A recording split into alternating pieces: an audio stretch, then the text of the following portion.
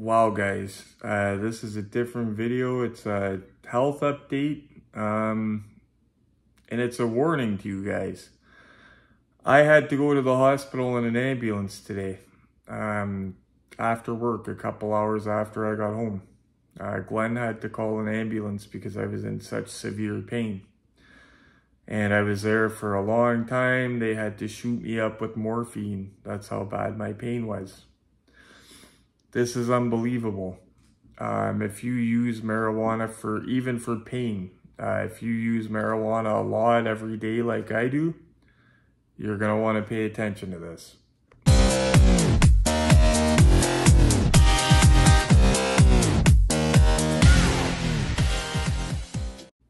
So for those of you that are kind of new to the channel, I've had some health issues going on, okay?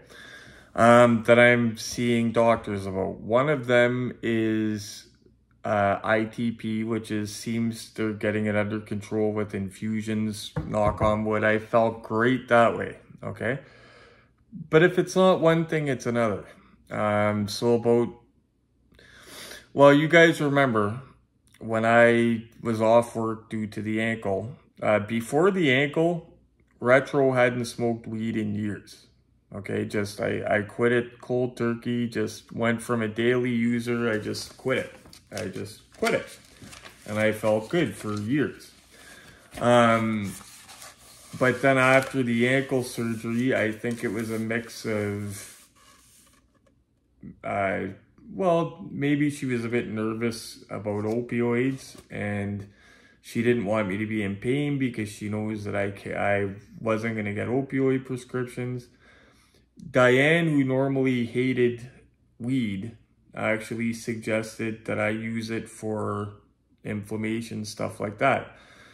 Now, I'll admit, when I was younger, I thought that was all a crock of BS. I said there's no medical benefits. It's a bunch of burnouts like me that are using an excuse to get high.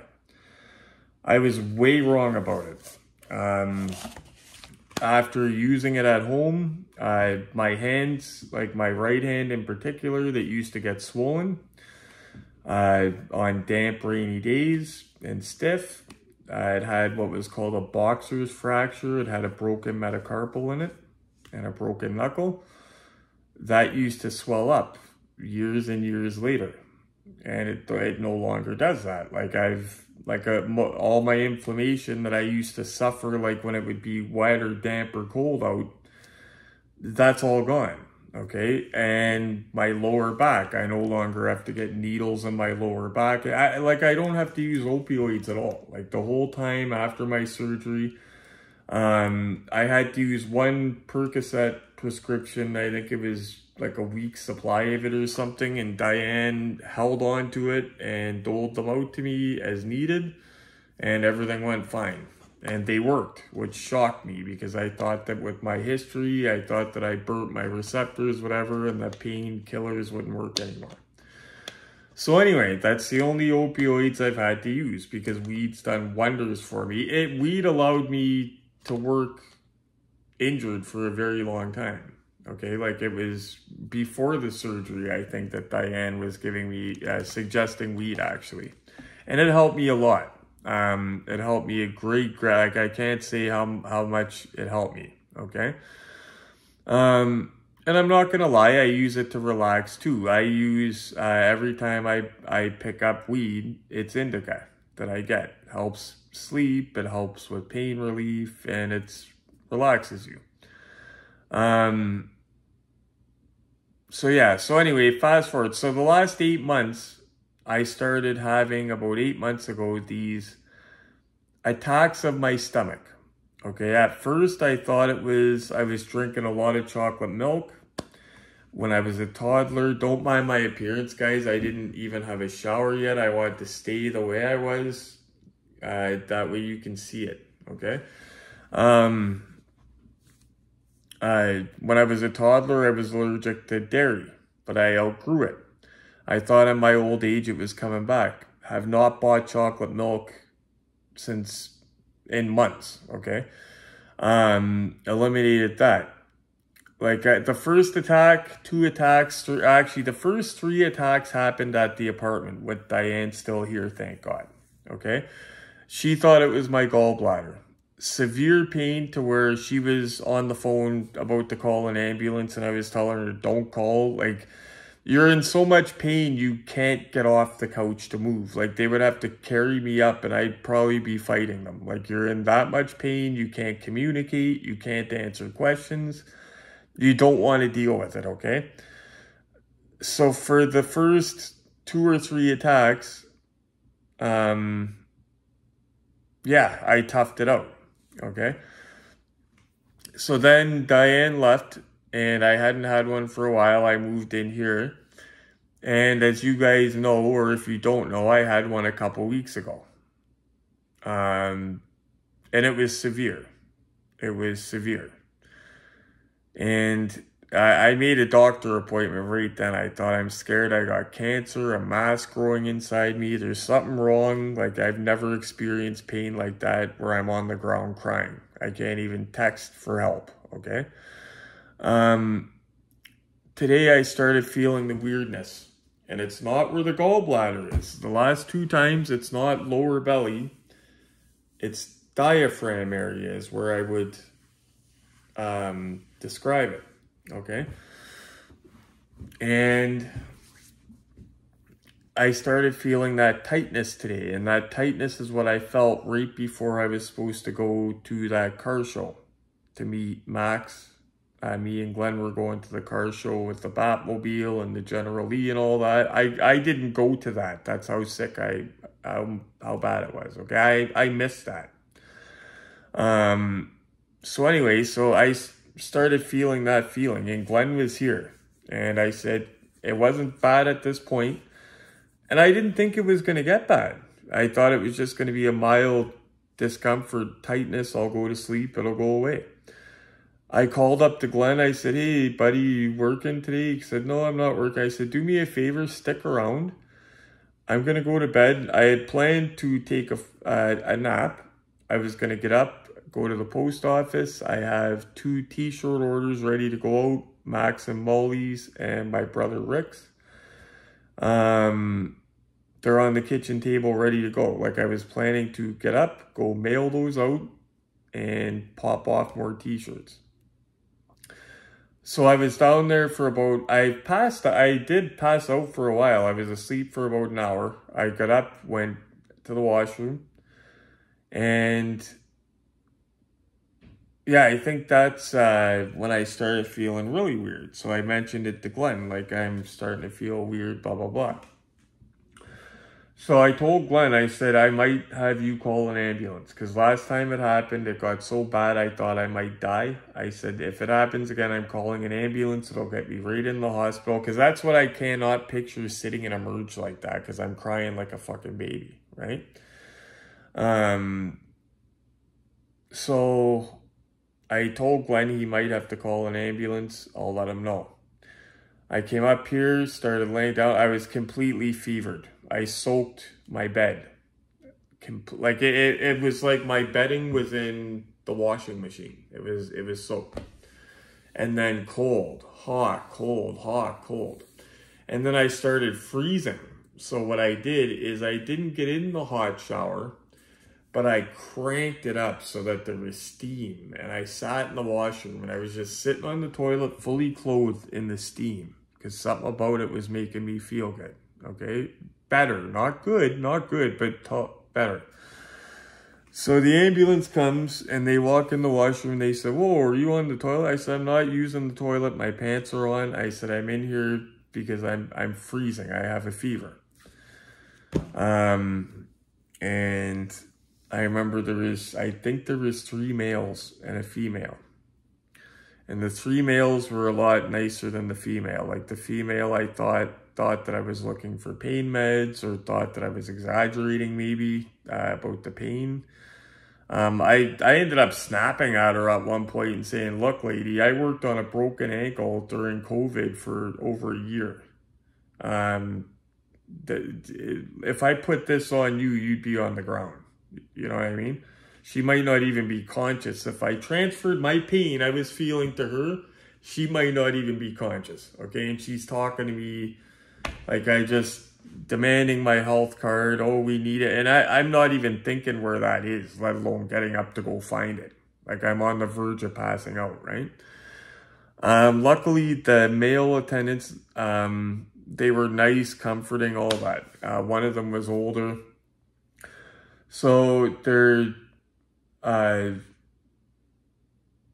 I asked them, like, is there anything at all you could do for my pain? The females, like, I'm ready to pass out. The female says, well, all we could do is give you Advil and Tylenol, and same thing you'll take at home. Like, it's almost as if she was trying to talk me out of going, like trying to convince me to convince myself not to go. You know what I mean? And I said, okay, well, I'm going to have to go to the hospital then because I need something for pain, or they're going to have to do, because I can't stay like this. Like, I was on the ground almost, right? A 46-year-old guy. So it got so bad. The pain got so bad. It got so apparent. Like, I was saying stuff that didn't make sense. I told the ambulance guy to call my work. Like, I was saying stuff at this point that didn't make sense. I was so out of it in pain. That broke them down. Okay, let's get him to the ambulance. We got to hook him up with morphine. He's in severe pain. And we go to the ambulance. I don't even remember how I got there. I think they carried me out of here. I'll have to ask Glenn. I think they stretchered me out of here. But I get in the ambulance, and I've got great veins. I'm told that by every doctor. Oh, your veins are beautiful for IVs and everything.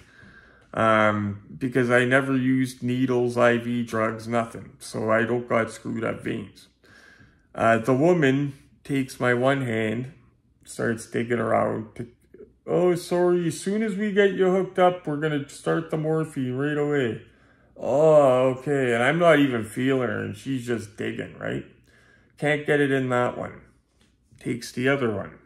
Digging around for 5. And I'm not even feeling what she's doing. I'm just wailing because of my stomach. And the males are comforting me. As soon as we get this hooked up, buddy, we're going to start you on pain meds, blah, blah, blah. And finally, the guy that I heard her say something to, he wasn't old, he was my age, but he was definitely the senior out of all of the paramedics. He said, he took me and hooked me up right away. Like, he didn't have a problem with it. Maybe he's a vet. And now, mind you guys, I wouldn't want to be sticking people with needles in a moving ambulance either. You know what I mean? So I'm not insulting this woman at all. I don't know what she dealt with earlier that day. She just wasn't very sympathetic to my situation. So anyway, they finally get me hooked up to morphine. Neil, in 5 minutes, you're not even going to feel pain, blah, blah, blah. Trust us. This is a strong painkiller.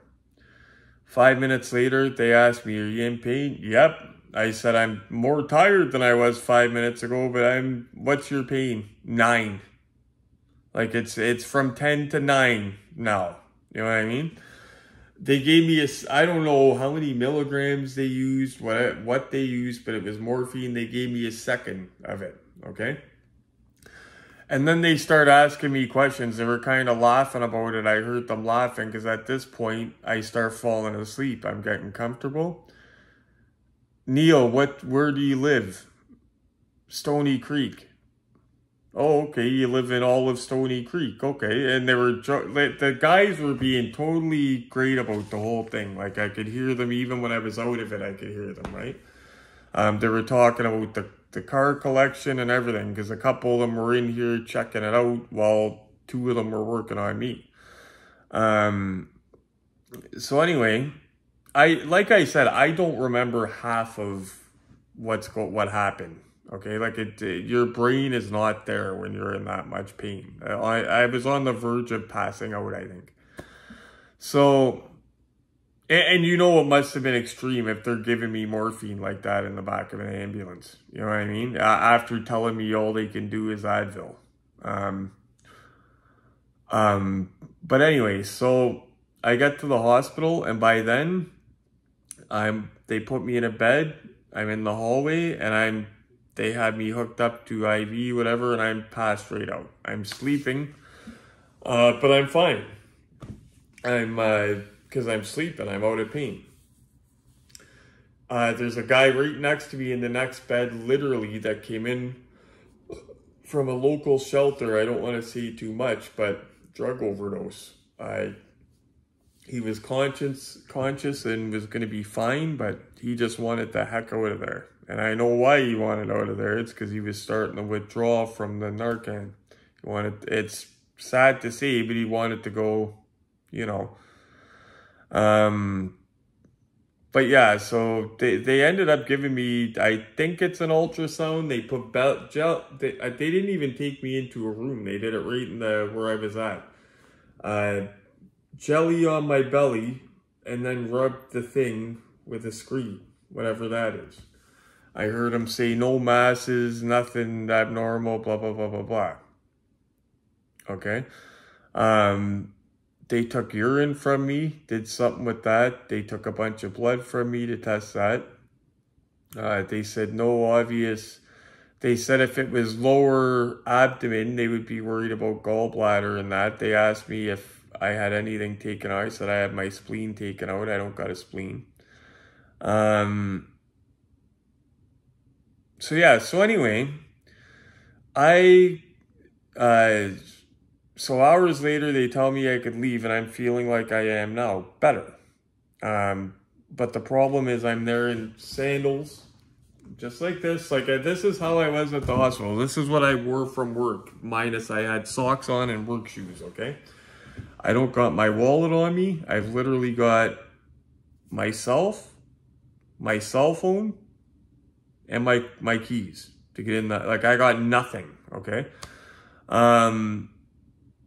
At this point, it's going on. I don't even have a concept of time. I think it's like I was supposed to start at 1 in the morning, and it's going on 1 in the morning when I'm leaving the hospital. I was talking earlier, like I was going to try to go in today, and Diane said, "You're not going in. Like you've just had a major, you know what I mean? Take the day and make sure you're okay," because my stomach still does feel, it's not in pain, but it feels like a major event happened. You know what I mean? So anyway, I get home, and this gets me to reading on the internet, abdominal pain. And of course, the first things that are coming up is the usual suspects: gallbladder, kidney stones, diverticulitis, which my buddy Dave suffers from. It sounds like his pain's worse than mine, because he actually passed out from his. I was on the verge of it. Like mine was bad. But that's why Dave was starting to question if it was what he has. So anyway, but the thing is, the symptoms I'm having are a little bit different. The area, the last couple times where I'm feeling the pain is a little bit different than these gallbladder, diverticulitis, all that, right? Then something else comes up, and I'll tell you what it's called. Now, you guys are going to think I'm full of it, but I'm going to show you. Something else comes up. It's called, I'm trying to find this. This is going to blow you guys away. Sorry, this is my hospital paperwork. So I didn't see this paperwork. I came up with this on the internet first because of all the symptoms. Something called, sorry guys, I'm still a little bit. Cannabis hyperemesis syndrome. Cannabis hyperemesis syndrome. Okay. Well, I'll show you guys in a second the symptoms it has, but it's basically, I've had them with these attacks. I've had them, all these symptoms. The last two, I haven't been vomiting and stuff, but this is it. I'm 90% sure of it. Okay. So this is where it gets crazier. So I'll show you guys the symptoms in a minute, but here's where it gets crazier. So I'm reading more and more about this. I watch a video of people that have had this. Bingo. Like this is, I'd almost bet the farm this is what it is, okay? So Glenn wakes up to go to work. And I jump all over the poor guy. I say, Glenn, I know what the fuck this is. And it's good news and it's bad news. Because the good news is I can cure this on my own. The bad news is I've got to stop smoking weed altogether. It's not cut it down. You got to stop altogether, okay? And the problem is, if you remember, I was using weed for medical purposes, like I mentioned.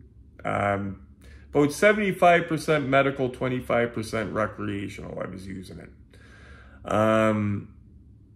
So yeah, so it can be cured. So I'm telling Glenn what I think this is. I say, where's my hospital papers at? Did you see them? He go, oh yeah, they're on the counter. So I grabbed them and I start going through them. And I say, yeah, so see, they mentioned all this, they mentioned, and then I say, whoa. And I look and I had no idea, but the same thing that I just found on the internet, the cannabis, well, I'll show you, it's in black and white.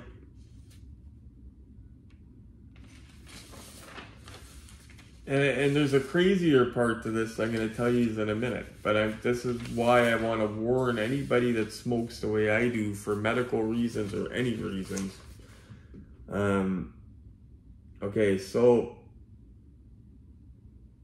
as discussed, symptoms could be related to cannabis hyperemesis syndrome. However, this is a diagnosis of exclusion.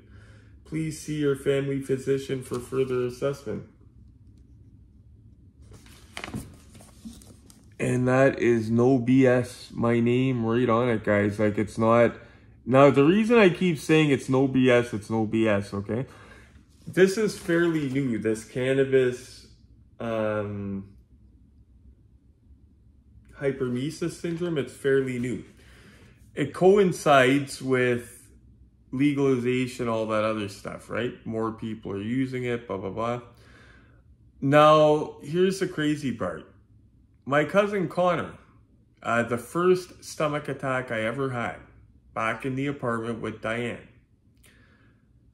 he calls me and he says, cousin, tell me about your stomach attack. I said, okay, why? What's up? And he goes, there's a reason. He goes, do hot showers make you feel better? I said, when it's happening? I said, sometimes. What? How do you know that? And then he explained to me that he had something called cannabis hyperemesis syndrome. But thing is, my cousin in Nova Scotia, he's a couple years younger than me, he takes thousands of milligrams of THC a day. Like, he takes the crazy, like, there's a big, huge chocolate bar that I wouldn't touch with a 10-foot pole, and he eats one of them himself. Like, he eats shit, all the crazy edibles and all that. Like, I just smoke flower, and once in a while I get a distillate pen. But he's into all the high potency stuff, right? But he told me he had that, told me it caused him severe abdominal pain, just like what I have. And he also told me that it's genetic. So it could be hereditary, right? He says, maybe this is what you're suffering from. Yeah, cousin, I'll look into it, blah, blah, blah. Connor, if you're watching, I love you. But I hung up the phone. I told Diane, I said, he's effing nuts. Like, how could weed be causing that? And why would my friends and me not be suffering this years ago? Because I quit for a couple years smoking weed, and I started again over the ankle and that. But I was a daily smoker ever since I started. Why wasn't this happening before? And I think there's a reason for that. The weed now is so much more potent. And I smoked a lot of it before because I was selling it and got it for cheap or free, right? That's how I got my smoke, was selling it. But now it's so cheap. Like, I got top shelf stuff for $100 an ounce. You know what I mean? So I smoke it like I wasn't smoking it before because it's cheap. Like, even when I was dealing it years ago, I didn't have it at my command like this. You know what I mean? It's so cheap. So I think that I'm smoking more of it. But yeah, I think my cousin hit it on the head all those months ago when he talked to me about it, and I thought he was nuts. I thought it was gallbladder or something like that, and yeah, but it's totally legit. And yeah, I don't remember them mentioning it at all to me. I do not remember. I do remember them asking me if I did drugs, and at one point when they're taking me, they asked me if I smoke weed and if I smoke weed every day. And I said yes. And one of them was like, like they were on to something, you know what I mean, with the abdominal pain. And they were asking me about the hot shower and stuff. And that's one thing my cousin Connor told me. He said they don't scientifically know, but for some reason, the pain receptor that deals with the heat, the hot, because the people that are getting the pain relief, it's a hot shower. So for some reason, when you flip that receptor on, it helps, makes it go away. They don't know what causes it. They say about 33% of heavy smokers, weed smokers, get it. But I'd bet that this is what I have. And the reason for this video, guys, is to warn you, because I didn't think that it could happen to me. Yeah, I thought the only dangers I had from this was, you know, frying my brain, which I always laugh about. But cancer, because you'd have to be like, I know people are saying, oh, it's weed, it's good for you. Any smoke you breathe in is not good for you. Weed, to do it the safest, you're doing edibles and stuff like that. You're not smoking it, okay? Standing over a campfire and breathing in the smoke, that's not good for any smoke is not natural to your body. You know what I'm saying? So it's not good either way. But that's what I think it is, and I want to warn any of you guys, if you start getting, oh, and another symptom to this too, guys, severe weight loss. Yeah. Cannabis hyperemesis syndrome. If you don't believe me, look it up. It's legit. It's not just a couple whack job doctors talking about, like it's on my medical forms right from Hamilton General. So it's for real. Now, I know what a lot of you guys are thinking, because the only way to cure this thing is you got to quit. There's no cutting back. There's no using it less. You have to quit, okay? It actually killed somebody. I watched on W5 or something like that. It was a documentary series, like one of the news ones from Canada. If you look on YouTube, it's there. It killed a young guy, early 20s. Dehydration due to this, because your body, you don't want to drink and everything because you're sick and in pain, so you're not eating and drinking, right? He died from hydration, early 20s, whatever it was. So I'm not gonna die. I'm gonna quit smoking weed, because it's not worth. You guys know I love weed, and if I'm gonna quit smoking it, you know that hurts like a bastard. If I'm gonna quit doing it, no, I'm not. No, don't get me wrong. I'm not diagnosing this myself. Like I'm not saying I'm not still going to my family doctor appointment, because I would love for him to tell me I'm wrong and I could keep smoking weed, and that I just have to change my diet. I would love that, but I really think this is what it's gonna be. And I want to warn any of you guys that are using cannabis in large doses daily. Whether it's, and like I said, I don't eat edibles. I don't take the high dose gummies like a lot of you younger guys do. I don't do any of that.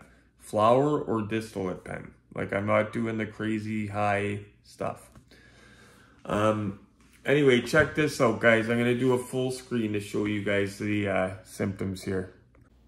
Cannabis hyperemesis syndrome. If you smoke a lot of weed, not even smoke, use a lot of cannabinoid products, getting any of these symptoms, you got to look into it. Intense abdominal pain, weight loss, loss of appetite. If you guys remembered when they put me on the steroids and stuff, I said my appetite was returning.